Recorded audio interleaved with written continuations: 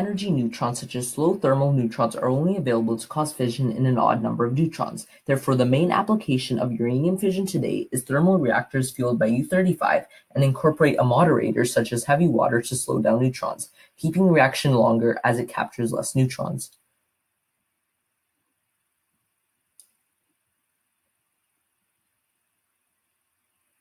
So when the nucleus of U-35 captures a moving neutron, the total energy is distributed amongst the 236 nucleons present in the nucleus. This makes the atom unstable, which later splits into two fissions and releases energy in the form of heat.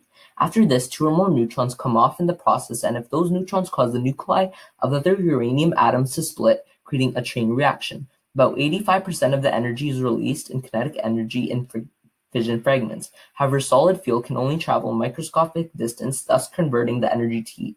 The delayed neutron release is a crucial factor to enable the chain reaction of neutron from fission, constant, and balance. So if there's an imbalance of neutrons, a control panel is used to increase power or decrease based off of statistical probability. So when this happens millions of times, a large amount of heat is produced by a small amount of uranium, and in this process, heat can be used to create steam from water, and that steam can be used to spin turbines which generate electricity.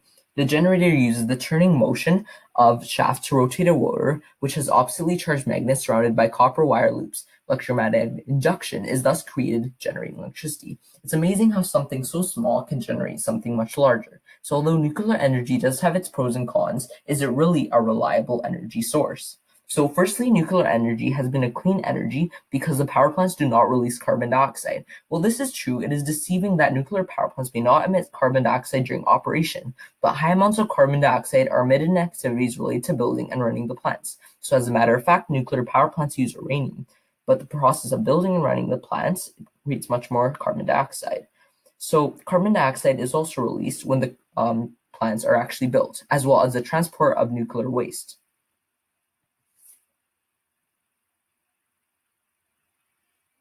So nuclear energy also has very large benefits towards the economy other than impacts environments. So in fact, the nuclear industry also employs approximately 30,000 people and another 30,000 jobs indirectly through contracting. Careers in the nuclear industry offer men and women challenging work, competitive salaries, benefits, and opportunities for advancements. Revenue: the Canadian nuclear industry has revenues approximately $6.6 billion and contributes $1.5 billion in federal and provincial taxes flowing from Canada's uranium sector.